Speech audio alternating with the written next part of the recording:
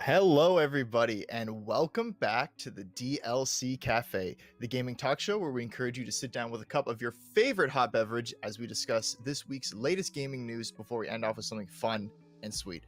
As always, I'm your host, Ethan, also known as GameWiz, and as usual as well, I'm joined by these two astute gentlemen right here. Eric, That's also a good known word. as Lovechuck. Thank you. And Hunter, also known as Bean Credit, who's back from vacation. Sir, Yes, sir. How was it? How was it? fresh out of Mexico, tequila lover, sunburned, living life. Not, you know what not it is. bad. Not bad. Well, gentlemen, what do you got in your cups tonight? What are we drinking tonight? I have rotated back to hot chocolate. It's still very hot. Okay. Not gonna take a sip yet. Okay. Will I spill it on myself? Probably. Answer? Probably. Probably. I've got a kind of tea that I don't know what it is, but it's good. Fair enough. Mystery teas. I Fair won't enough. argue with good. So Yeah, Yeah. that's fair enough.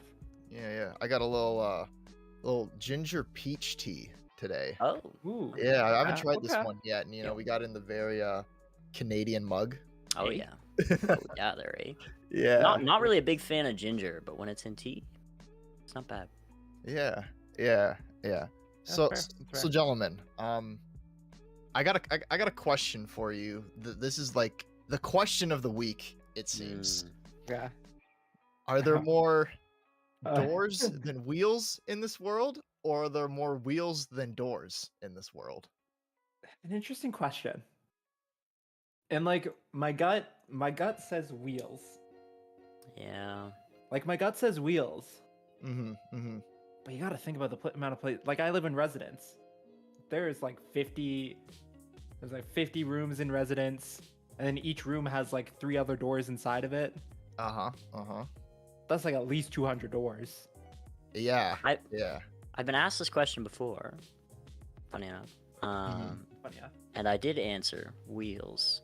So I feel like, to be fair, I should stick with wheels. But if I could go back and change my answer, it would be doors. Yeah. I'm team doors. I don't Mm. know, like I know like there's a lot of wheels. Like I'll There's a lot of admit, like wheels. I know there's a lot of wheels in this world, but I don't know. Like There's a lot of doors. a lot of cupboard is doors. technically a door as well. And you think about how Yeah. many cupboards you Oh, got in man. a house as well. So according to the St. Clair Esports Discord, or Esports Club Okay. Discord, Mm. 66.7% of our population said that there's more wheels than doors. Because that's what you Mm. like when you're asked the question and you think about it, like in that moment you're like wheels, duh. Yeah. But then yeah. you're like, okay, what constitutes a door?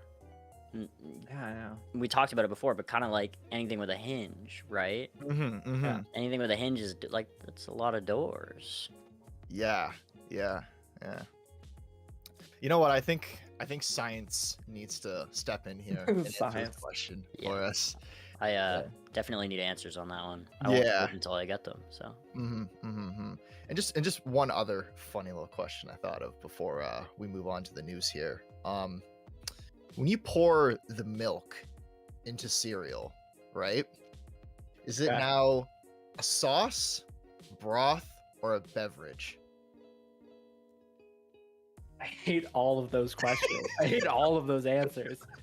I guess it's a broth. It's gotta be a broth, right? gotta technically be a a broth. It's not a sauce. A sauce is like It's a not a thickener. sauce. Yeah. No, it can't be a sauce. And what was the other option? A beverage. It's not a beverage. Yeah. Are you No, sure? because that means cereal is like ice cubes, and that's weird. But technically, isn't broth? Can't that be considered like beverages sometimes? Like Technically- you drink it technically, at the, like, yeah, if you drink it at in the a way, end. Like, yeah. is it a beverage? But it's like how often do you just drink broth? When I You're finish like- my soup and there's no Okay, but chunkies yeah. left, I'm gonna drink it. Yeah, so there you go. So there's your answer: is that it's the broth of cereal. But does the broth become a beverage, or are they like interchangeable? Well, I think the better question then is cereal a soup? A I cold think soup? cereal. I think cereal cereal is a a cold cold soup. A cold soup. Oh man. As weird as That that just sounds, feels I think- wrong. I It know. feels That's still really wrong. But I think technically it is. But technically you're right. What, I think cereal is a cold soup. Soup definition. Feels Also, so dumb. we do have a poll on our Twitter for more wheels or more doors. So go Mhm. follow at the DLC Cafe and vote. Okay. Wheels or doors, and we'll look at the end of the podcast. The definition is a liquid dish typically made by boiling meat, fish, or vegetables. It says typically though. A substance or mixture perceived to resemble soup in appearance or consistency. What? Okay. How does a soup like what is All right. I thought that would help. I thought that would help, and it just gave me more questions. Yeah. We can. This will be the question that'll keep us up tonight. We should leave this. We could sit here all night. Hour and 20-minute podcast. DLC Cafe episode 5. What we covered is cereal soup, or is it not? And that's it. That's the only thing we covered. I'm gonna give you a 10-page APA format paper on why cereal is soup. According to the first answer on Google, cereal is cereal and soup is soup. Mainly because a soup is defined as a liquid made by boiling or simmering. Okay. And is oatmeal soup? Oh god. What is oatmeal? Oh no, I don't. Oh no. What is oatmeal? You know what? I don't think we were gonna have time to solve these great mysteries. These great equations. Yeah. But we do have time to talk about. There's a House of the Dead remake coming out. So, I didn't even know this was a thing, truthfully, until I just saw it on YouTube the other day, and it was like, House of the Dead remake. I'm like, what? So, from the YouTube description, the House of the Dead remake is a remade version of the game introduced in 1997 on the arcade platform. A classic arcade rail shooter receives a whole new entourage and gameplay changes to suit modern gaming standards. So, features listed: well-known arcade classic with modern graphics and controls, true to the original gameplay, local two-player multiplayer, multiple endings, a photo mode, achievements, armory with unlockable weapons, hordes of the undead monstrosities in a new game mode, gallery with encountered enemies and bosses, and this is set to release on April 7th. So, have you guys soon? Yeah, it's pretty soon. I think pre-orders start on the 31st of this month. That said as well. So, what I wanted to ask is, have you guys ever played a House of the Dead game at all? Any of them that have come out? I don't think I have. Oh, I think my webcam is frozen. Oh, there we go. We're back. I don't think I've played House of the Dead. Let's see. I don't think I ever have. It doesn't sound familiar. Yeah, I definitely haven't. Okay. Yeah, I played the first one before that. They're doing a remake of. And I've played at the movie theater. They used to have the third game, I believe, third or fourth game. Yeah. So I've played those, but pretty modern, like not modern, but classics in the light gun game genre, right? You go to any arcade, they've probably got at least one of them there, and the first one was a lot of fun. It's difficult though, as most light gun games typically are. Makes sense. Yeah, a lot of designed to eat your quarters, right? Yeah, they want to steal your money. Yeah. It's pretty cool to see this getting a remake, because you don't really see a lot of on-rails shooters anymore. No, you don't. It's definitely something we haven't seen and quite. And it's interesting that it's an arcade game that may have gone a little dead for a bit. Yeah. No pun intended. No pun intended. No pun intended. Yeah. I walked into that one. Yeah. I really wish there were more. I wish arcades were still prevalent today. Yeah. Me too. I don't think we have a single arcade anywhere near us around here. No, I think Palladium closed in yeah. Toronto. Check. I think there's one. I think I think did Bernard not send us a place a while ago? I don't remember. I'm not sure. I'm not sure. I don't think so. I don't think it was arcade. Not like the old style, anyways. I would love No, to not like the old style. like super retro. You walk in and you feel like it's like an arcade from like way back. I think that'd be so cool. Oh, okay. Big Time Entertainment. That was the place. Oh. They have an arcade center. Oh, cool. Oh, okay. Okay. It looks kind of sick. I do kind of want to go. I'm looking Yeah. at it right now. There's a really cool museum over in Detroit called Sick. Marvin's Marvelous Mechanical Museum. That's what Oh, it's okay. That's a some tongue tight- twister. That's Say tongue that 10 times twister. fast. Yes, yes. But he is in the business of collecting all these old arcade machines and pinball machines. Okay. Oh. So you walk in there, and yeah, there's all these machines from various different time periods, arcade machines from very different time periods, and you can play pretty much all of them. Mhm. That's Yeah, cool. yeah, they actually have the first House of the Dead game there. That's cool. Oh, nice. That's really yeah, cool. yeah. They have like the Simpsons pinball machine in there, the Lord of the Rings Ooh. pinball machine in there. Yeah, yeah. It's a really cool place. If you guys ever get the chance, I highly recommend you go check it out. Yeah. You could probably spend 2 hours in there and not even touch half of everything that's in Yeah. there. Yeah. I would Okay, say. we should definitely go to this Big Time Entertainment place. Dude, that place looks really sick. It's got like VR rooms and stuff in it too. Yeah, I'm like watching their trailer right now. It actually looks super cool. Oh, does it? Yeah. They have like this massive prize counter that I'm looking at right now with like a bunch of like cool prizes. Just Stuff on you the like- topic of House of the Dead. Any game, just want to get out of there before we move on. Any game that has multiple endings is goated in my mind. Yeah, gotta love love that. multiple endings. I actually love that. I think that's so cool. I think if I remember correctly, there's a bunch of times in the game where you can save an NPC from getting killed.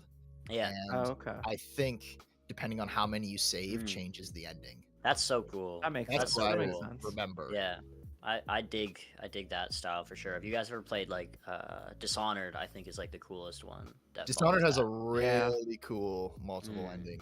It's system. really neat. So like how you play each level being like, be it super chaotic or like Mhm. more of like the pacifist, like you snuck around everyone kind of style changes like the ending like Mhm. in major ways. It's really really cool. Yeah, Yeah, that's interesting for sure. I think I ended on a high chaos.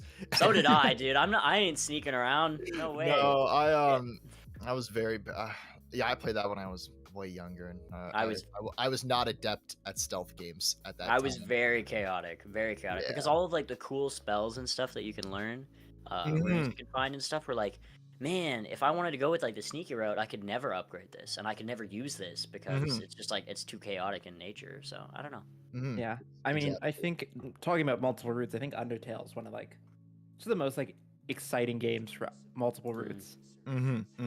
I have not tried Genocide yet, which is a really weird sentence to say. Oh no. I've not tried that route. Okay, yeah, because I know there's like the pacifist route, I think. to Yeah, get- pacifist route like hits hard when you get to the end. yeah, isn't that like technically the true ending? Is the pacifist I route? think pacifist is the true ending, Okay. but it's like you gotta like you make friends with everyone and then, it goes from there. Okay. I actually never beaten Undertale. I started It's it like so good. a while ago, but it never like gripped me like I know it did for a lot of people. I'll That's probably play it like complete it eventually. Yeah. But I got I Elden played Ring through, to play yeah. for I now. played through it with one of my friends guiding me on like if I got stuck somewhere trying to figure out how to like make friends with this person, they would help me. Oh, okay. I see. Yeah. So that's exciting. Maybe the other House of the Dead games are eventually going to get a remake. Maybe. If this Who does knows? well enough, maybe. But again, pretty cool to see. Yeah, for sure. You know what else is pretty cool to see? State of Play today. Oh yeah. Yeah, there was a rumor earlier in the week that Sony was going to be doing some sort of event press conference sometime soon. And then yesterday tweeted out, we're going to be doing a State of Play today. So that it ran for about 22 minutes. or so, and That's not a bad length. it's not bad. And if I had to give it like D to B rating, for me personally, I think it's hovering around a C plus, a B minus, I'd Ooh. say. I think They're not the greatest. not the greatest, no. And I think I've just come to expect that with these state of plays. They're typically shorter, like I said, like 20 minutes, right? And there's usually never anything too big announced at them. So I went into this with no real expectations at all, and just came to see what do they got. So they first started off with Exo Primal. So this is a brand new IP from Capcom, and at first I thought this was going to be some sort of Dino Crisis game from them. So if you guys don't know what Dino Crisis is, it was a series on the PlayStation, and they made one game for the original Xbox eventually. But basically, the long and short, Resident Evil, but with dinosaurs. Same sort of tank controls, same type of hype. inventory management, puzzle solving, Resident Evil but with dinosaurs, right? So when I first saw it, I'm like, oh, is this kind of like some new direction they're taking it in? Because you just see this portal open on the city, and hundreds of dinosaurs just come spilling out of it, and I'm like, oh god, are they just completely changing the genre and More dinosaurs. giving what the fans don't want, right? Yeah. But no, it ended up being a brand new IP. And so from the looks of it, it's going to be a dinosaur horde shooter with different class systems. They didn't specifically list out the classes, but it looks like you're going to have like an assault class, a tank class has got a shield, like Reinhardt style from Overwatch. You look like you got a sniper, a healer, and then that's going to be coming out in 2023. No official date on it yet, but I don't know. Like, we'll have to see. Yeah, I don't know. We'll have to see. Yeah, Timmy's got to go mow down all of his favorite dinosaurs. I don't know how long they're going to support it for or anything. Well, we'll have to see. We'll have to see. Yeah. Next, they followed up with Ghostwire Tokyo. So I've heard about it, but I never really saw or looked into it too much. So this is coming from Tango Gameworks, which are the same people that did the Evil Within games. Okay. Yeah, so this is actually their third game that they've ever made. Is this game right here? Yeah. Interesting. So, I looked up a quick summary of it. The player Akito uses psychic and paranormal powers given to him when he's possessed by spirit detective KK, who's apparently got his own agenda as well. Okay. To fight ghosts and spirits that are haunting Tokyo. So these ghosts and spirits are from like Japanese mythology. Okay. Yeah, and so it's going to be open world exploring Tokyo with main missions and side missions. And so what's happened in this world is there's this event called the Vanishing, and it's basically wiped out 90% of the population, and it's up to you to fix everything. And so it's going to be a first-person game. The combat looks pretty cool from what they've shown. You're going to have fire, water, and earth powers, and you use those to, in various combinations, you can deflect enemy attacks. It looks cool. Sounds cool. Mm-hmm. That sounds definitely cool for sure. I'm excited, a little more excited now that I know it's Tango doing this. I liked the Evil Within games. I know some people weren't the biggest fans of them, but I thought they were pretty cool. So I think I might have to check this one out. This is dropping this month, actually, on the 25th. Wow. Yeah. So it's like right around the corner. Yeah. So after that, they followed up with a very, very quick, I want to say 30, maybe not even, like 30-second trailer for Final Fantasy Origins Stranger Paradise, which is the new Souls-like Final Fantasy game that Team Ninja is developing. Team Ninja are also the same people that developed Neo.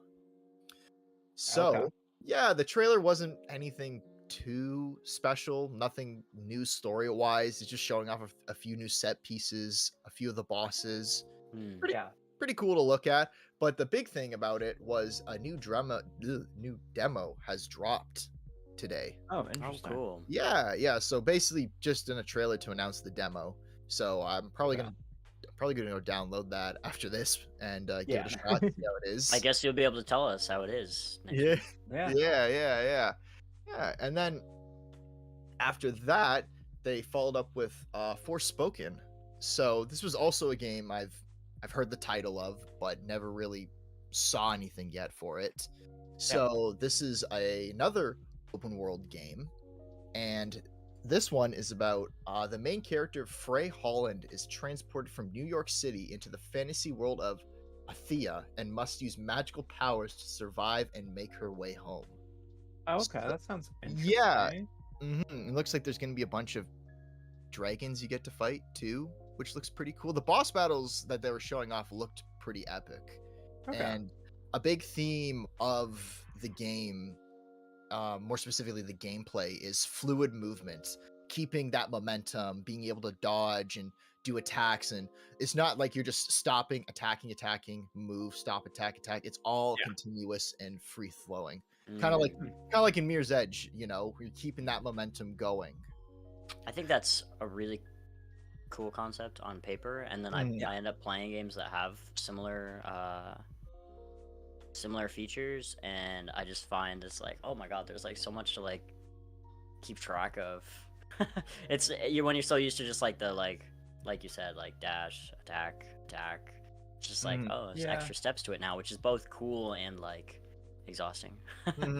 I was never the greatest at Mirror's Edge. I was never able to really keep my momentum going, but I think that comes in time with just I'm sure it does. yeah, I think it'll be a little bit different for this game because Mirror's Edge is more linear, right? So it's more about memorizing the levels to be able to get better at them.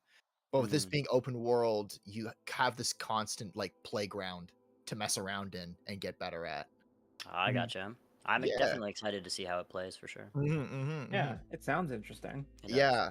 And so this was the first of so Square Enix is not developing this game, but they're publishing it. And we're going to see some more Square Enix stuff later on. But this game is coming out on October 11th of this year. Okay. Yeah.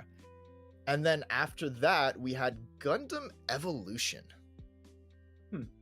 Yeah, so the first thing I thought about as soon as I saw the gameplay, Halo.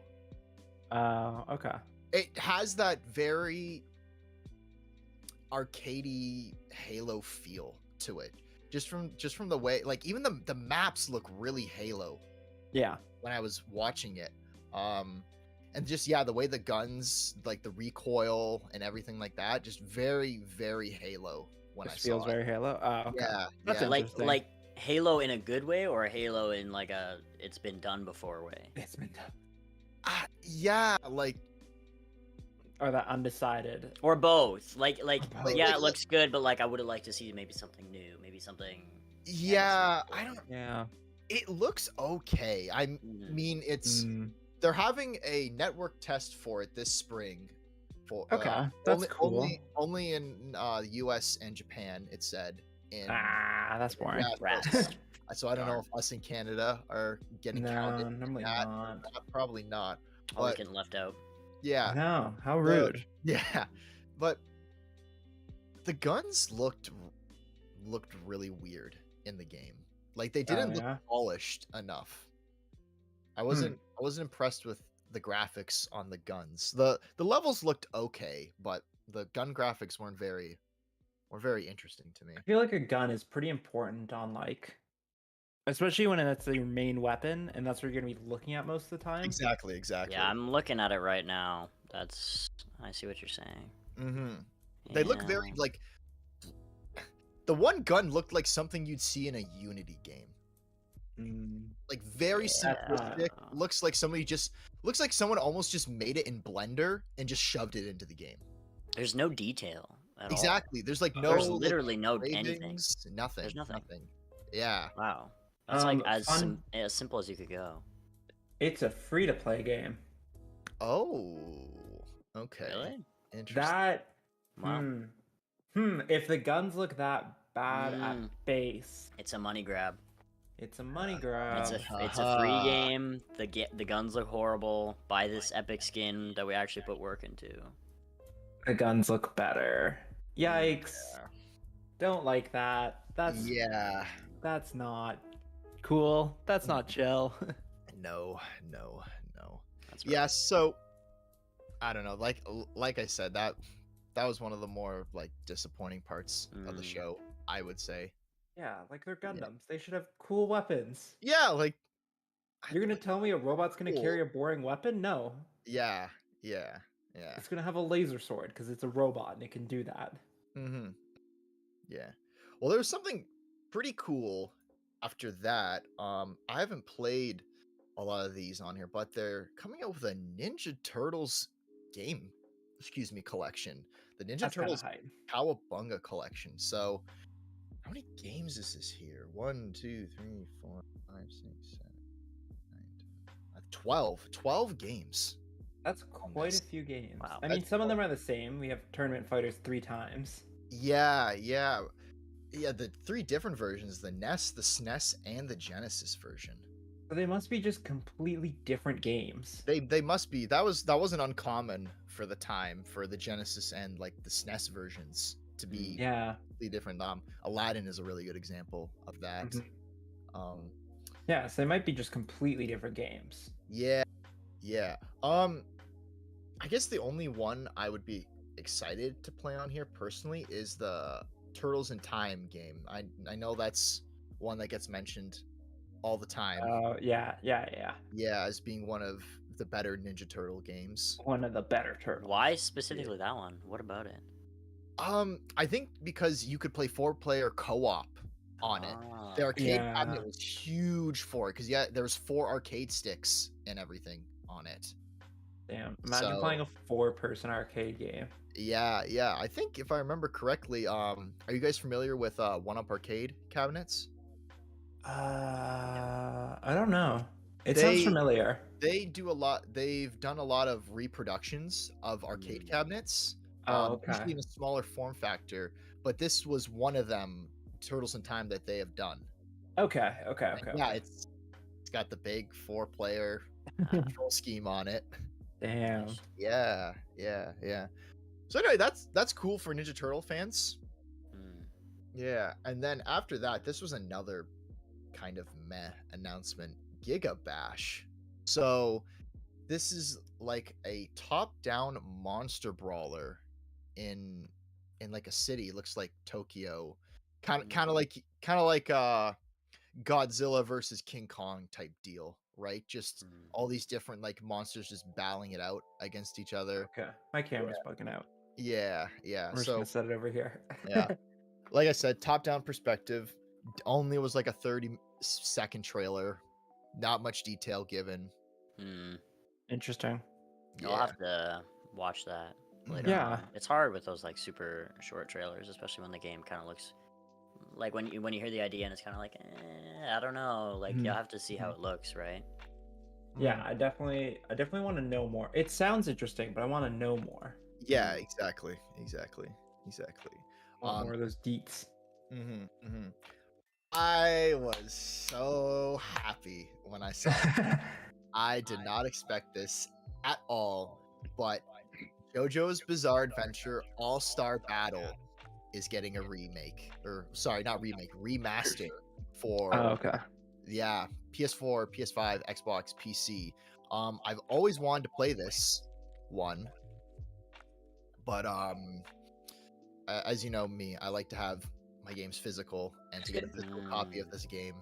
Are you sure? Are you sure you like physical copies of your games, Ethan? Oh yes, I do. Yeah. So seeing this is kind of cool. I'm gonna be able to finally get a physical copy of it and play it. They're supposedly adding additional content to it. They haven't really gone into detail as exactly what that is. I'm gonna assume it's gonna be some new characters, but yeah, so that's More coming out. JoJos. More JoJos, exactly. Um, this is going to be coming out fall of this year. They have not put an exact date on it yet, but I will definitely be picking this up, and maybe this is finally the fighting game that I put the time into and actually get good at. I can put my arcade stick to good use finally. Oh, This is the one. This is the one. fair. Yeah. Following up from that, we had Trek to Yomi, which was another kind of game where they didn't really give too much on it. From what they showed, it's basically a side-scrolling samurai game. Okay. Yeah, That's interesting. yeah. Side scrollers are really cool.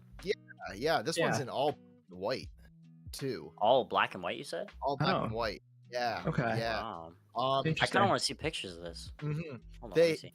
at the end they listed off a bunch of people, like all the voice actors Yeah. for the game, and I don't know if these are popular actors in Japan or not, because I know the whole idea of this state of play was to show a lot of the Japanese developers and what they were doing.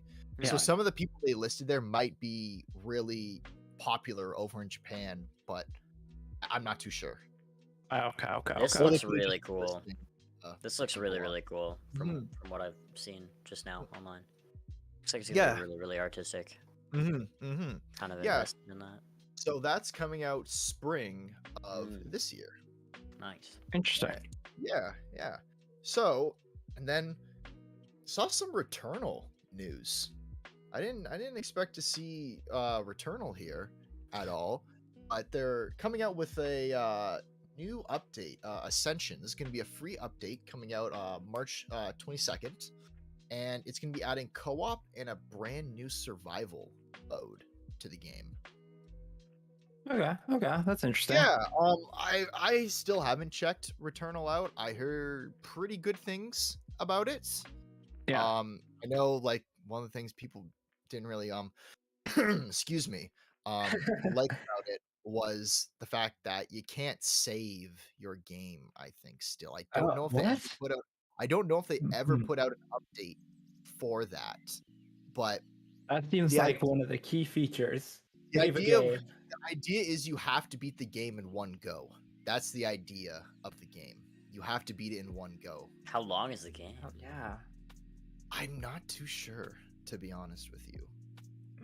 That's kind of Yeah, I think they might have changed it since then, but I can't confirm that. If enough people complained, they definitely did. Yeah.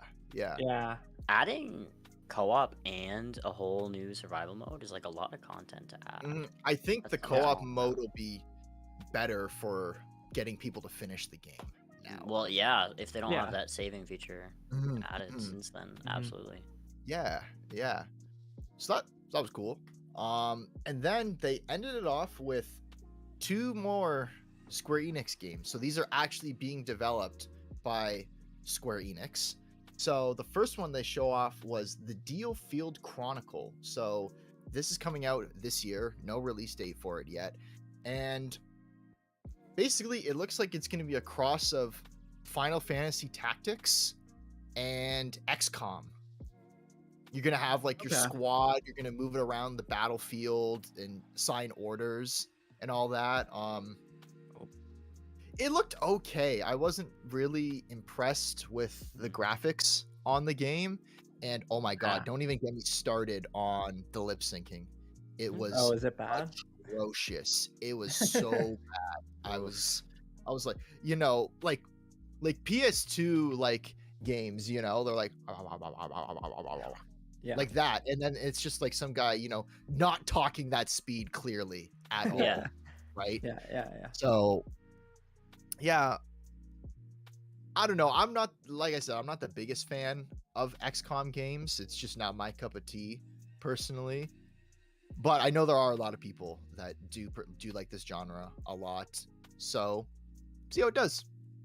Yeah, it'll be interesting. And then they ended off with something I did not expect at all. They're coming out with a new game in the Valkyrie Profile series. Here, I have so I have the re-release of the first game on PSP right here. And so the concept of this game is actually really cool. So the idea is that Ragnarok is coming, and you play as a Valkyrie who's sent out to gather the mightiest warriors of Earth for Ragnarok. Okay. So yeah, every character you encounter in this game, you basically get a quick like hour long introduction of them before they end up dying or like are on the verge of death, and then you as the Valkyrie come to them and be like, come fight with me and save the world, right? So everyone has a really unique story behind them. There's a balance of it's a really unique like balance system of, so the main stronger items that you get in the game right after you defeat a boss, they're relics of Norse mythology, or they're relics of the gods, cool. right? And so you have the choice of to keep the relic or to send it back to Valhalla, right? And so your duty as a Valkyrie is to send it back, but you need these items to progress, right? And so if you send it back, you get more reputation, you get better reputation with Valhalla, right? But if you keep it, it like damages your reputation, right? So there's that whole balance system of keeping that in check. And then the people in your party, you eventually have to send them to Valhalla to start the fight in Ragnarok, right? So you can't keep everybody in your party. You eventually have to give somebody up. You gotta sacrifice someone. That's pretty cool. That sounds really neat. Yeah, it's really cool. Yeah, and so the thing with this new one that they're coming out with is it looks like it's going to be a 3D fighter, as opposed to in the original it's a turn-based game. Okay. Yeah. This game also looked okay in the graphics department. I wasn't Yeah. That's interesting for the PS5, because the PS5 is supposed to be this next gen. Exactly, right? It's a little disappointing. That's disappointing. It is disappointing. Frame rate was a little bit variable in the gameplay that they showed. Your character also Naruto runs everywhere. Hi, that's gonna really help.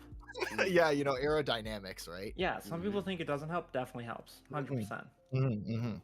So, yeah, I think seeing these like last two games from Square Enix and seeing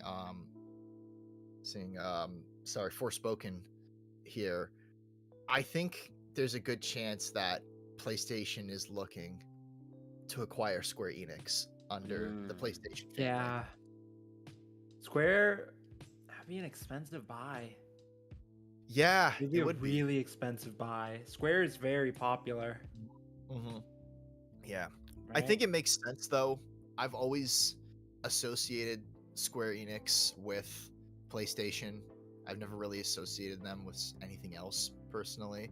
I know for a while people would associate Square with Nintendo because of the older Final Fantasy games. Yeah. But ever since Final Fantasy 7 came out on the PlayStation, I would say Square Enix has predominantly been a PlayStation company. Yeah, absolutely. Yeah. Man, I think Square is one of those companies where it would be so expensive to purchase. Yeah, I don't know. It would be so expensive to purchase Square. I don't know what the dollar amount would be on that. They have a lot of licenses under their name. That's the thing. They have a Disney license under their name. Oh, right. They have Disney under their name. That's an expensive license on its own. And then you have Final Fantasy, and you have the Chrono Trigger games, and you have all of these other games. Jungle Strategy that just came out. Path Traveler, all that. Tomb Raider. Tomb Raider, yes. Yeah, Tomb Raider. All the Dragon Quest games that are massive in Japan. Yeah. Collection of Mana, Just Cause. Mm-hmm. I think Square is one of those companies that's like, man. They also like there's games that's like they're only gonna go to Nintendo or they'll only go to PS4. Mm-hmm. Mm-hmm. Right? The World Ends With You, I think, was a Nintendo exclusive. Yes. Right? Yeah. The World Ends With You, Dragon Quest is Nintendo, Collection of Mana was Nintendo. Mm-hmm. Yeah. So it's like they would lose a big populate. Dragon Quest makes a ton of money in Japan. Yeah. Just getting a little quick note from our director here. Square Enix currently has a 5.6 billion market cap. Oof. Yeah, that makes sense. Square's a big company. That's quite a lot. That's quite a lot. Not anywhere close to what Activision Blizzard was, but that's still quite a lot of money. That's big. But then it's like, what do they sell for? Yeah, exactly. That's what do they the sell market for? cap. What do they sell for? Yeah. Well, yeah. I mean, it wouldn't be out of the question, I think, for Sony to buy them, considering what they bought Bungie for 7 billion. Yeah, how much did they buy Bungie for? I think Bungie was bought for 7 billion. I think it was like 6.8 billion exactly. I want to say from when we talked about it last time. 3.6. 3.6? Oh, okay. Yeah. But Okay. it's like, is Bungie worth 3.6 billion? Is Destiny worth 3.6 billion dollars? I don't know. Right? So it's like, is Destiny worth 3.6 million dollars? Maybe. Destiny is quite popular though. Quite popular. But so It's is got a Final pretty big Fantasy. following, yeah. But yeah, so is Final Yeah, that's Fantasy. true. Yes. Probably bigger. I actually know it is bigger. Yeah, 100%. Yeah. So that was State of Play. Like I said, a very C+, B- grade, in my opinion. But speaking of Square Enix, they happened to publish another game recently. Yeah. Babylon's Fall. And man, did this game fall. Yeah. I was waiting for that. I'm like, he's gonna do Yeah. it. He's gonna do it. Wow. Yeah, like really bad reviews. And well, okay, so yeah, Square Enix published this. Platinum Games developed this, Yeah. which Shocking. is shocking. Well, honestly, Platinum Games has this weird up and down of like, this game's gonna be really good, and then we're just gonna have a bad one. Yeah, they haven't really Right. had a good track record recently. So like, I'm looking at this list here. God, where do you even start? Mhm. Metal Gear Rising Revenge, the hack and slash Metal Gear game. Oh, And it hey, went to- that was a good game. So that was a good one. game. I think it had Wonderful 101, which came out on the Wii U, which I bought it for the PC when it got remade. It's pretty good. But then Bayonetta 2, really good game. And then the Legend of Korra game, and then the They had a Legend of Transformers Korra game? game. Yeah, they did. Mm, I think both were pretty bad. probably. And then Star Fox Zero wasn't very good. Mhm. It was a Star Fox. It was Star Fox. It was a Star Fox clone. Yeah. But then you have Nier Automata, and Nier Automata Astral was Chain, amazing. and then it's like, and then we're back down to the dip of Babylon Fall. Yeah. Looking at the Steam charts for this right now. Keep in mind, this is a live service game. So, like Destiny, there's supposed to be people playing this, like a lot of people playing this. So, the all-time peak for this game was 1,166 players. The all-time peak. That's All-time bad. peak. That's not bad. That's absolutely catastrophic. And then looking Absolutely. right now, according to this, the amount of people that were playing this 44 minutes ago, 177 people. Wow. Yeah. There is absolutely nobody playing this game. Wow. That's bad. I think people thought Anthem was bad Yeah. with player count. This is I atrocious. forgot about Anthem. I forgot Anthem was a game. I think most people have. I remember Anthem, and what I remember Anthem when it was popular as being just a horrible game. Yeah, Mhm. sometimes you get like the other end of it where like it gets like all of the fame and its recognition from like, wow, this game is so bad that it actually like draws people in, but it's not even doing that. No, you're right. Yeah, it's not even. People aren't even curious to try it, which I don't blame them. Who wants to spend full price on a game that nobody's playing? Yeah, that's really bad. Absolutely nobody's playing. And I don't know if you've seen gameplay of it. The bad graphics just seem to be a trend right now, but the game looks like a PS3 game. And I'm not even exaggerating. Oh, that's so bad. That's so weird because our technology is like getting better. You'd expect. I mean, we do expect a lot from game companies now in terms Yeah. of graphics. And how many games have we talked about today where it's like, yeah, graphics are lacking. That shouldn't be happening. as No, often it as really is. shouldn't be. It shouldn't be. No. Oh. Yeah, just That's insane. yeah. And then just another quick little statistic here. On launch day, the peak was 602 players, 602 God, players On launch. Okay, how bad did they market this game? That's I what wanna don't know. I- I remember hearing It doesn't about matter it. if it's like a shit game. You should not have that number on launch. That's No. shit marketing. That's what it is. Yeah. Yeah. Not good. No, that's Not good, not horrible. good, That's horrible. and- Like a week or two later, okay, players don't like our game. That's why they're not playing. On launch day, they don't know that, Yeah. right? Like, why do Mhm. you not have the numbers on launch day? That doesn't make sense. Maybe I don't know. Maybe they just like looked at whatever trailers were out at the time and they just decided that the game looked horrible. after that, I'm not but gonna say still. that Who's to this. say? I'm gonna say that this was the ultimate reason as to why it kind of flopped, but Mm. it does have to compete with Elden Ring right now. The Yeah. bad timing is Yeah. And as Yeah. we've talked about in pretty much all of our marketing classes, you have to compete for people's time.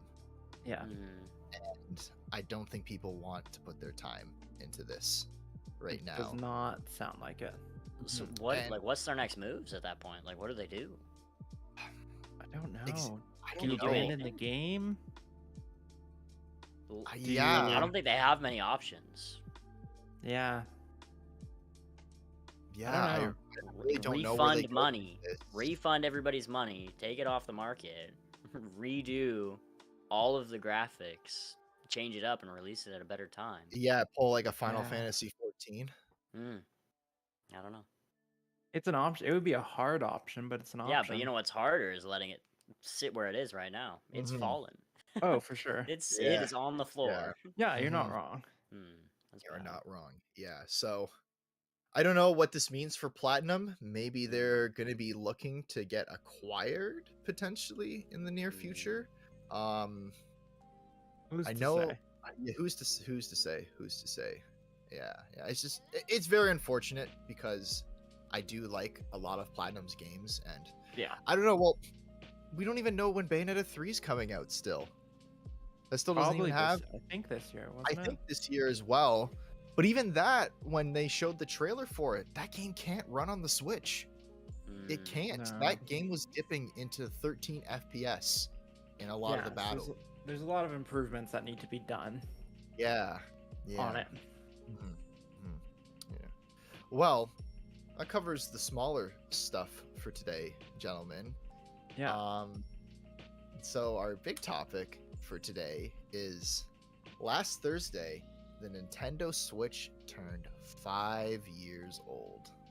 That feels so crazy to like actually say. Yeah, Wait. Wow.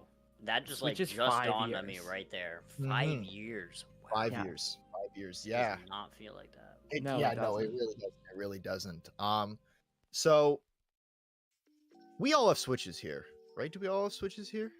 Yeah. Yeah. Yeah. So I guess we can start. When did everyone get their Switch here? I got my Switch probably around April for my birthday from my dad. Because my what- birthday's the end of April. Okay. What year? The year it came out, 2017. Okay. So I must have gone on the like second wave of shipments of the Switches. Okay. We never pre-ordered it. My dad just went to Walmart one day, and they still had some in stock. Oh, got you. Because I remember getting a Switch at the time was impossible. Yeah. But yeah, I think my dad just went to Walmart one day. Like he had kept checking Walmarts each day and finally found one that had one. So he picked one up for me for my birthday, and we went out and got Breath of the Wild as my first game. Okay. Not a bad first game. Yeah. I think the quintessential, one of the quintessential first titles that anybody picks up when getting a Switch. Oh yeah. Mine technically, it's not mine. It's my sister's, but I just like use it all the time. Anyways. I think she got it. I think 2 years ago now.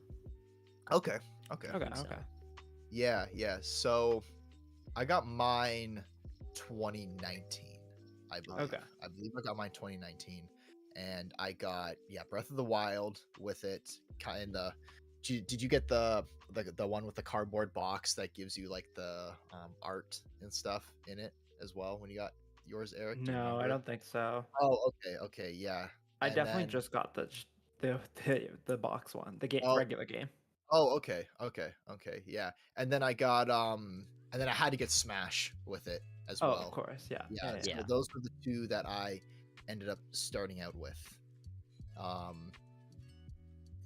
So my Switch hasn't seen too much use as of late. I will say. I think that's fair. Yeah, I know like a lot of the I know a big meme for it is it's just a Smash machine, right? Yeah. Which, depending on how much of a Nintendo fan you are, True or false? True or false? I think the only time I really go on there now is to play Smash. I'm gonna be real. Yeah. I definitely use mine. I think almost every day. I'd say. Really? Yeah, I mean, it's actually that doesn't surprise me. I don't know why I said really. You are. It's really? my main system. You go on the Switch every day. I would have never expected that. It's like my top 3 titles are like over 200 hours in each. Animal Crossing's 145. I have a lot of games that are like up there in hours. You played 145 hours of Animal Crossing, or it's just another life with more debt? Yeah, and I want to like completely remake my island and restart. Yeah, I'm kind of at that point right now. I think I've put over 500 hours into Smash alone. On the Switch. Oh yeah, just from you bring it to all your hangouts, right? You just set it up, and just from all of those, it's probably it's high 400s or it's just over 500. I need to like sit down and play Smash for like a couple months, like every day, so that at least I can like do something when we do go out and we play it together. I cannot play that game to save my life. I can't. I think like Smash isn't my highest, but it's always because we used like all my other friends had Switches, so it's never a competition of like, okay, whose Switch are we gonna use? Because we just always go to my friend's house and we just use his Switch. Yeah. Right. No need to use ours. Fair enough. It's definitely, I think, with the life cycle of the Switch, and we'll go through like the game releases each year. I think we're back to it's almost like we're in a 5-year cycle for the Switch, and we are back to a year 1 with the amount of games that are coming out this year. There's a lot of good stuff coming out. A lot of good stuff. Switch is hitting real hard this year. So even if you look at last year, there was still some good stuff. Last year was good, but I think this year is like another level of insanity. So it's like we look at the first year of the Switch. We saw Breath of the Wild came out, obviously. Mario Kart 8 Deluxe. We saw ARMS, which flopped a bit. ARMS flopped. I picked it up. I enjoyed it. We saw Splatoon 2, Mario Rabbids, which is a really fun game. I love Mario Rabbids. Pokemon Tournament DX, a lot of DX games. Fire Emblem Warriors. We saw Odyssey come out, which is a big game. Oh yes. Xenoblade Chronicles 2 also came out that year. So a lot of like big titles for games. Yeah. We compare that to this year. We're seeing a new Legend of Zelda by the end of the year. Yes. We got a Pokemon game this year. We're getting Splatoon 3. We're getting Xenoblade Chronicles 3. We're Mhm. getting another Mario Rabbids. Yeah. Bayonetta 3 is maybe coming out. Maybe. So it's like every game that existed in that first wave is now hitting its next cycle, Yes. which is crazy, Mhm. right? So this is a really big year for Nintendo. That's Mhm. true. Mhm. Yeah, even just last, like at the tail end of last year, the next Shin Megami Tensei game came Yeah. out, which was pretty big. Mhm. Because that's predominantly moved over to Nintendo now, the main Shin Megami Tensei series. Actually, just yesterday. Yeah, Yeah, it was yesterday. yesterday. It was yesterday. Yeah, when we were all hanging out. Yeah, I picked up Yep. the Steelbook edition of 5. So I'm gonna be playing that probably after I beat Elden Ring. But yeah, just even like looking at my like collection list right here. Just talking about some of my favorites here too. I've pretty much played all of the PS1 Final Fantasy games on my Switch. Actually, all the Oh, yeah. re-releases. Yeah. I had played 7 on my PS4 a few years Okay. ago. But yeah, 8 and 9 I ended up playing on the Switch, and 10 and 12 as well. I played on the Switch. Just it's really nice because I can just sit in my bed and play. Yeah. That's one of the beauties of the Switch, obviously being portable. I think it's definitely revolutionized how we see portable gaming, and Oh, for sure. the standard that we want portable gaming. Yeah. I think the Switch, it combined their two games together, or combined their two systems into one path for the first time in forever. Yes, exactly. I don't know if Nintendo is ever gonna abandon this style. I Like, don't think so. I think they've making this cracked it. yeah, like making this home like home console and portable console hybrid. I don't think that they'll ever abandon this No. formula now they've realized this works and It 100% works. can be done. Yeah. Yeah. I think the next step for him is hardware improvement. Yeah, for sure. That's the next step, because as like we talked about with Bayonetta 3, some of these games just aren't hitting the performance that they need to for this console. And it's hard because it's like, how do you pack good hardware into something so tiny? There's only so much. It's always that question. Right? Yeah. I remember the day Smash came out. We were lucky, and we had like a PA day. The day Smash came out, so we all went to EB Games because it was close to our school. We all picked up Smash first thing in the morning when EB Games opened, and then spent the day playing Smash because we didn't have school. Nice, very very nice. Didn't have school, so we're just gonna play Smash all day. Yeah. That was a great moment. Yeah. If you had to list like a quick like top 3 in like no particular order of what you've liked on the Switch, what would you say? My top 3. Ooh. So I think Xenoblade Chronicles 2 and Splatoon 2 are up there as like some of my favorite games. Okay. God, now I have to pick a third. Surprisingly, it's not going to be Breath of the Wild. Yeah, okay. I'll talk about Breath of the Wild. What's my favorite one? Is it Sword and Shield? It might be Sword and Shield. Really? Okay. I think Sword and Shield might be up there. I think it might be Sword and Shield for right now. I might have a different answer later, but it's hard to say because there have been so many good games. I'm like, it just switches so much. It switches so much. Yeah.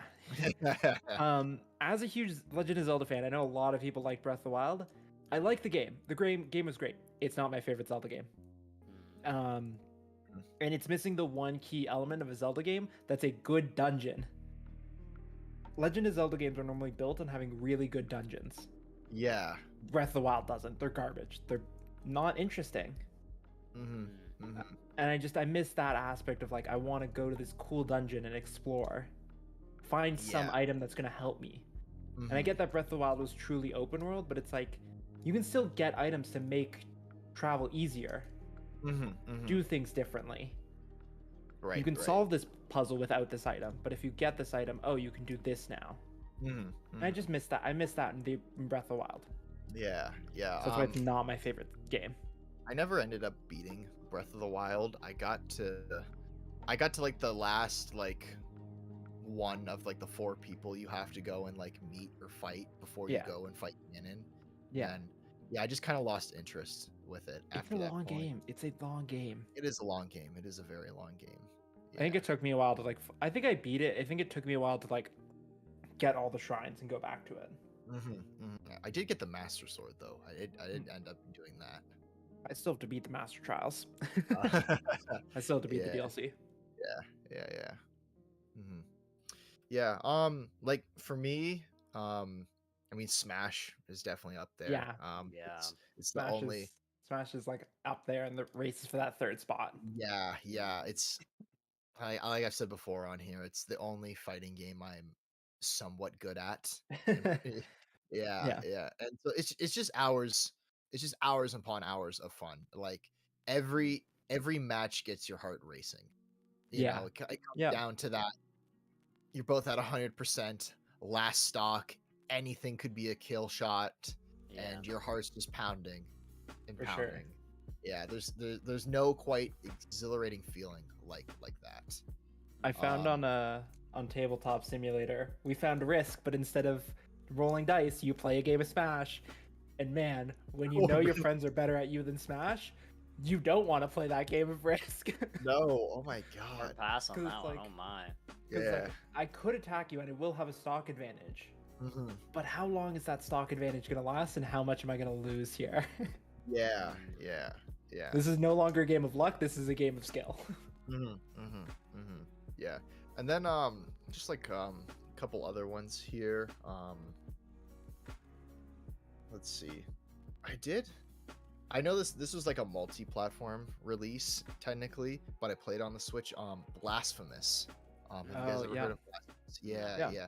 So it's like a Metroidvania Souls like game. That was a lot of fun to play through. And then honestly, Final Fantasy X I really enjoyed playing Final Fantasy X on my Switch. Fair. Yeah, I actually really enjoy that one a lot. Yeah.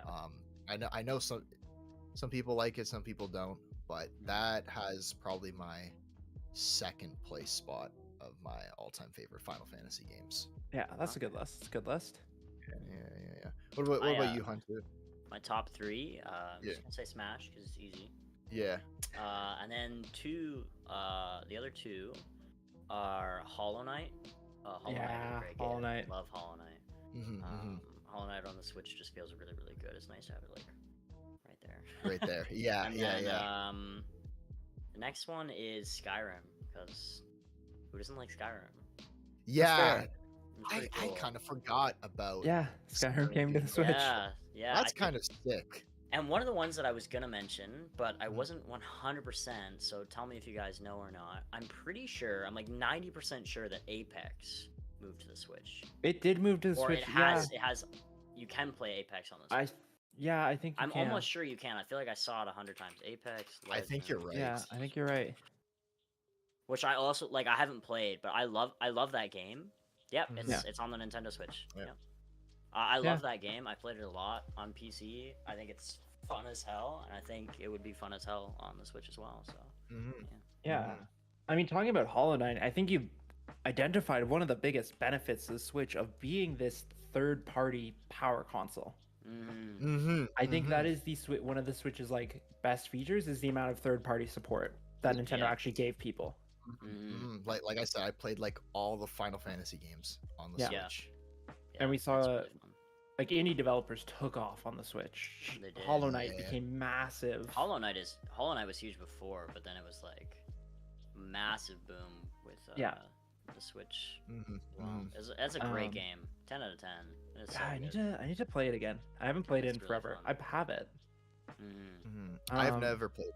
I want to play it. Really? Though, I played it. I played it through Steam, like on the computer, but okay. The Switch is really cool. Yeah. Yeah. Needless to say, to summarize everything, Switch is kind of dope, man. The Switch is kind of dope. Yeah. We're glad it's around. Yeah. Happy belated birthday to the Switch. Basically. And just quickly before we move on to our fun topic of tonight, where do we see the Switch going next? What is next for the Switch, and just I guess Nintendo in general? What isn't next for the Switch? Yeah, I don't see Nintendo. I think we'll see a powerful Switch maybe 2023, 2020. But who's to say? Nintendo's clearly not like they're not pursuing it super heavily. Yeah. There was They're happy actually with the Switches. there was actually an Nvidia leak. Yeah, I think this saw that. week as well, that had some stuff hinting towards the Switch and the software that it has. After the amount of leaks I've seen for Switch Yeah. Pro, it's like I'm just not going to pay attention Every to this. week there's a new Switch Pro leak. It seems Yeah. every week. Yeah, at this point, I'll believe it when I see it. Yeah, pretty much. Yeah. But I think we're coming to that point where it makes sense for them to drop the Switch Pro. Yeah. Now it's been, like I said, just hit 5 years. That's halfway through its life cycle, I'm going to assume. If it's like the PS5 or PS4 and Xbox One having about like a 10-year cycle themselves, Yeah. I want to say they dropped the Pro about the same time, like 5 years later. So You'd think it makes so. sense. Yeah, I mean, there's no need for them to move away from the Switch. I think they've mastered. No. You just make it stronger. Yeah. Mhm. I think the next time, I think if they're gonna drop Switch Pro, it might be with the new Mario game instead of a Zelda game. Mhm. Because here's the thing, Odyssey is coming up on 5 years soon, and we haven't heard anything about a new Mario game. Yeah, like a standalone Mario yeah. game. We've gotten remakes, we have Mario Party, but we haven't had a Mario game. Yeah.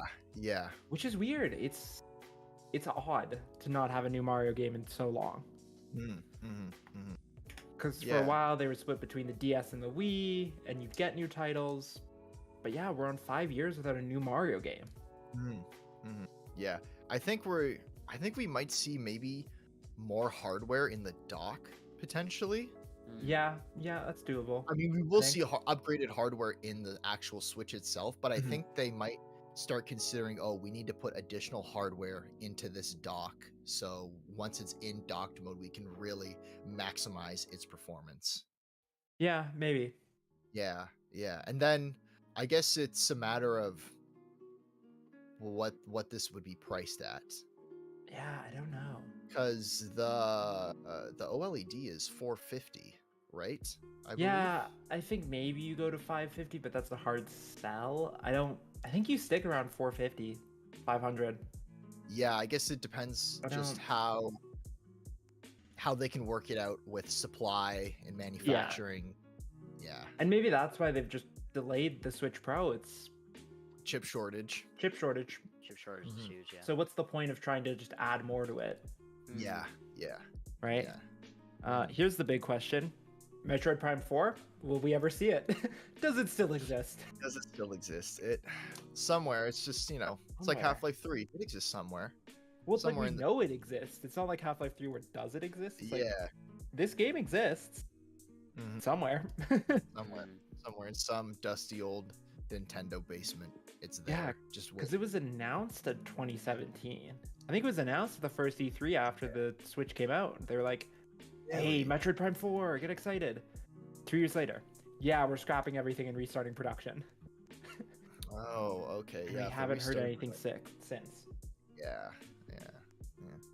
Well, who knows what's going to be next for the Switch? Whatever comes, I'm pretty excited.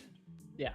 And I'm also excited for our fun topic for today, gentlemen. Our favorite anime movies / TV shows. Ooh. Yeah. So, in honor of this, I had to wear my JoJo shirt today for this. Fair. Yeah. So I expect nothing less. yeah. So, who wants to lead us off here? for today? Eric does. I guess I'll start, but I am gonna throw a curveball because guess what? It's not a Japanese anime. It's an American anime, and it's Ruby. Surprise! It's Ruby. Okay. I'm a big Rooster Teeth fan. Ruby has been one of my like favorite shows since my friend showed it to me. Okay. I just everything. It's everyone says like here you got my Yang pop figure. Okay. It's one of those things where it's like the music and the storytelling was so captivating, and the fight scenes were choreographed so well. Okay. That it just I didn't care that the animation wasn't great. I was like, I don't care. This is a really interesting story, and it's a story that brings so many fairy tale characters together. You have Red Riding Hood. You have Weiss is Snow White. Blake, I should know. I'm forgetting who Blake and Yang are based off of. My brain is, and then it's like you go to the you have Joan of Arc. You have now I'm like really blanking, but it's like every character is based off of someone in fantasy or fairy tales. Okay. So it's like you get to see that resemblance of who each of these characters are. Oh, I see. Right, so it's like Ruby has that iconic hood that's like, oh, this is Red Riding Hood. Okay.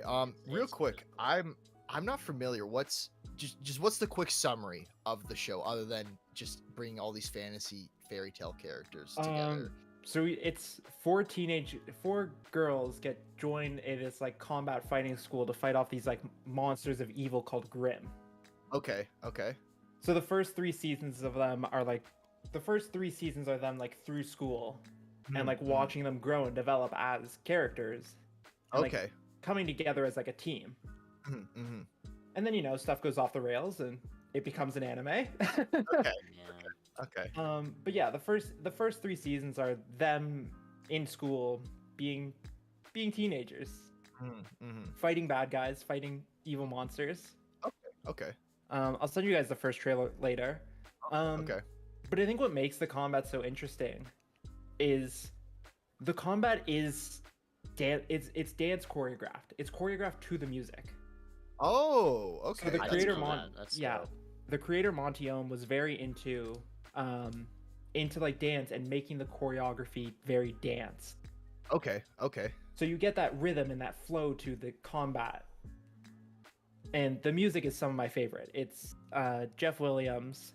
Dude, I had a song from that show in one of my playlists for years, to the point where I was listening to it and then I was like, where did this come from?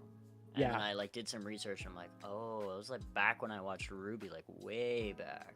Yeah, the composer's really good. I think it was like literally the opening song. Yeah. Which one was it called here? Oh, I should know. This is me like blanking on everything I know, but I should. You're just like, I love it so much. Exactly. I know. I can't remember. And now I'm forgetting all my Ruby knowledge. It's not Red Like Roses. This Will Be the Day. This Will Be the Day was the song that was on my list for a long time. Absolute banger. Yeah. Go and listen to it. It's such a like the Can't music listen to is it on so the podcast, good. but it's great. It's such a good just like pump up song. Like I'll send you boys the first trailer.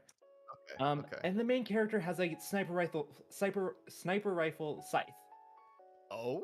So they do some fun things where if you think about the kickback of a sniper rifle and put that on the end of a scythe, you can. One of the things is like in the opening trailer, firing the sniper rifle to kick back the scythe and rip off one of the monster's heads. Oh. Okay. So it's Pretty cool show. It's I would pretty recommend cool. that one as well. Yeah. Yeah. Cool. So yeah, Ruby is one of my favorite shows. Okay. All right. Me next. Yes, sir. I'm not huge into anime, to be honest with you. I'm getting into it more now than I've ever been interested in it in the past. My sister loves it. My sister-in-law loves it as well. So they introduced me to Akame ga Kill. Okay. It was my first anime that I like finished all the way through. And the way that I like to explain it to people on why I liked it more than other anime is I'm a huge Game of Thrones fan. And to me, this anime is like the Game of Thrones of anime. No character is safe. It's just like you never know what's gonna happen. The writing is like really, really good. I love it. I think it's great. Yeah. Okay. How many seasons of it are there? There's only one season. Oh, there's only one. Only one okay. season.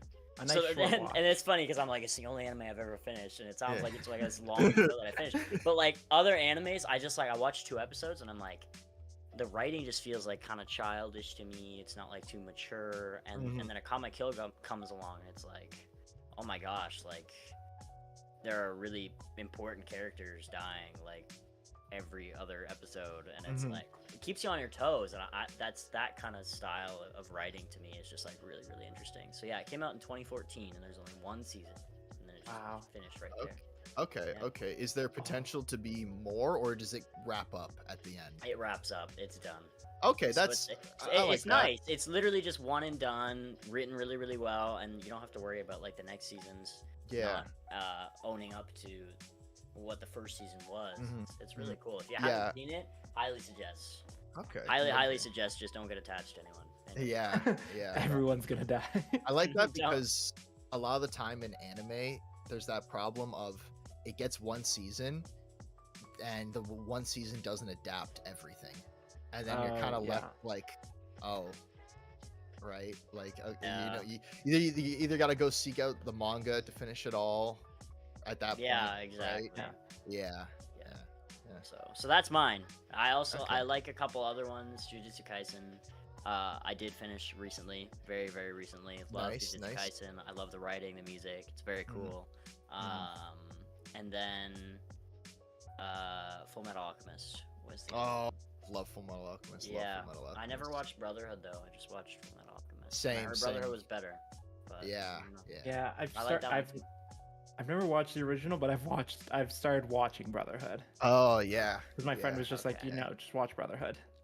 There are like these ones here and there where I'm like, I'll devote the time to it. I'll devote the time to that. The next one, after I finish Vikings, I can only watch one show at a time.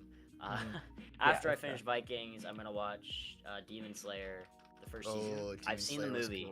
I know I've seen it in the wrong order. Yeah. Whatever. It's the only way my sister could get me into it, because it's easier to be like, hey, watch this movie, than it is like, let me introduce you to a season show. You know what I mean? Yeah. Exactly. So like now I'm hooked on the story. I'm hooked on the art style. It's beautiful. It's like nothing I've ever seen before. So now I have to go back and I have to rewatch the first season of that. Yeah. Nice. All right. Well, if you want to take a guess at what my favorite anime is, of course, it's JoJo, and I'm gonna show. I've got all the special collector's edition Blu-rays right here. Oh my! I don't have all of them, but like right up there, I have like a bunch of the mangas up there. I just Guy never fails to impress, bro. He's like, this is my favorite thing. Now let me go get the collection. I'll be right back. Yeah. So I love JoJo, man. It's just great, honestly. Like I got to do it more justice here. But for those who don't know, JoJo's Bizarre Adventure follows the escapades of the Joestar family. So every new season, basically, they switch to the next generation of Joestars. So first starts with Jonathan, then it goes to Joseph, then to Jotaro, and then Yosuke, and it keeps going on and on and on, right? And it goes through all time pretty much too. So it starts in the 1800s, then we go to the 1930s, then we go to the 80s, then we go to the 90s, then we go to like the early 2000s, right? And just a lot of stuff has been inspired by JoJo. Persona being a really easy one to say, just with personas and stands being the exact same thing, or right? I love the fight scenes in it. The stands themselves are just such a unique idea. Everybody having, these gifted people having these other characters that they can summon out, and having all these different abilities. And as the seasons go on, these stands get more creative. Like in season 3, like the main character, Jotaro, or Arc 3, I should say. His stand is basically a close range like fighting stand. It is super fast, right? That's pretty basic, but still pretty cool. Yeah. And then eventually we get to part 4 where there's a manga artist whose stand ability is he basically like takes somebody's face and it like opens up into like a manga comic strip. and then he draws in like thoughts and stuff. Like he can draw it and be like, you cannot hurt me, and then like closes them back up, and then people can't punch him because it's written into their subconscious now. That's wild. Yeah. So they only get more creative as get into further arcs, and every character and stand is typically has their name based on a rock and roll band or some kind of band. The main, I love that. The main villain in the whole series, Dio, the band Dio. There's Reginald EO Speedwagon, REO Speedwagon. So it's just a lot of fun watching it and being like, oh, that's the band that they're talking about. Unfortunately, over here, there's copyright issues, so not all the names can be used as they're intended to. For example, one of the stands is Dirty Deeds Done Dirt Cheap, which is a reference to the AC/DC song, right? Yeah. And so they couldn't use that because of copyright, so it got changed to Filthy Acts Committed at Reasonable Prices. That is such a meme on its own. I know. Wow, what a title. Yeah.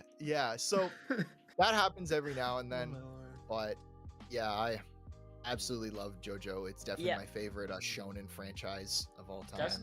Isn't JoJo, like the classic To Be Continued? Yes. That's from JoJo, That's right? from JoJo. Yep, that's from JoJo. Yeah.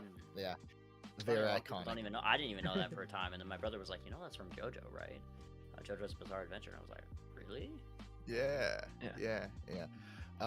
So I have a few other selections here with me real quick. So I thought I'd talk about a couple Studio Ghibli movies here. Ooh, okay. Actually, so Kiki's Delivery Service. This is actually the first anime I ever watched in my life. I've heard of that. Yeah, I watched this when I was very, very young. I want to say I was like 6, probably, when I saw this. And one of the first times in my life I saw something, I was like, wow, this is gorgeous. Honestly, probably one of the reasons I love seaside towns, because that's like basically the primary setting of this movie. And just the art is gorgeous. Any Ghibli movie is gorgeous to look at. So that made like a big impression on me as a kid.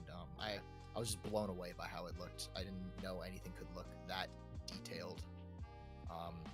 And then another one of my favorites is Howl's Moving Castle. This is another. I haven't watched it yet. I heard a lot about that one. It's really, really, really great. Hold on, actually. It's my best friend's favorite one. So it's like here we go. I have the movie poster right there. Nice. Japanese writing and everything. Yeah. So that one's just another big favorite of mine. Again, just the art in that blew me away. Really, that's one of my best friends' like favorite ones. So I'm not allowed to watch it until we watch it in person. So I haven't been able to watch it yet. Yeah, and then another one I have here, the movie Redline. This movie has my favorite introduction of any movie I've ever watched. Like, not even anime, just movies in period. The introduction to the opening scene in this movie is fantastic. What's it called? Redline. The whole opening sequence is on YouTube, actually, if anybody wants to watch it. Yeah, it is. It's exhilarating. Line race?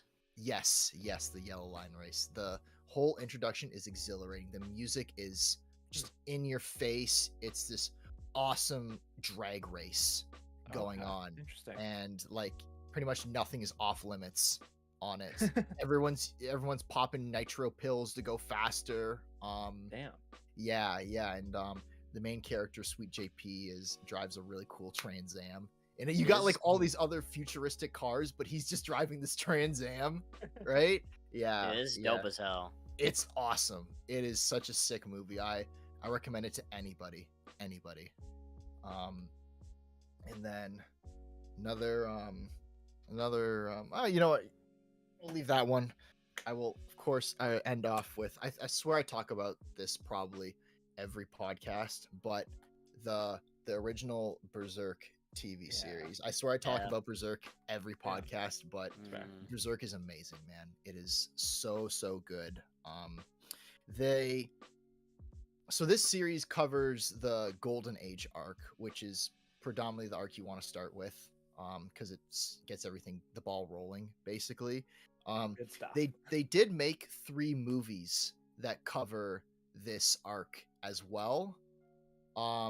They're not bad, you know. Like I don't think there's anything wrong with them. I don't know. I'm a big fan of early like 90s like animation and it being hand drawn. Yeah, okay, that's fair. And it's just such a gorgeous anime to watch. The animation's really good in it, and I even like the discs in here are really cool. I really like the art that they printed. Oh, that is cool. Those are nice. Those are nice. Yeah. I think these were drawn by Miura himself as well. Yeah. So I highly recommend that series as well. Actually, here, can I angle this up a little bit? Right up at the top, like, oh, my finger. Oh, which one's my finger going? Oh, where's it going? That right up there are the Berserk like deluxe manga editions. So I just got like the next 3 of those recently, and because I've always wanted to see what happens beyond the Golden Age arc, and so I can't wait to get into those. Nice. Yeah. So that was my big longer list of stuff that I really like, and so count on Ethan. Yeah. I don't even to bring the big list. Yeah. And so, with that, gentlemen, I think that is going to wrap it up for today. So, everyone, I'd love to thank you for coming out and spending, a good hour and a half with us. We're going to be here, of course, next Wednesday, same time, 7 p.m. to do it all again. Until then, game on, stay beautiful, and cheers.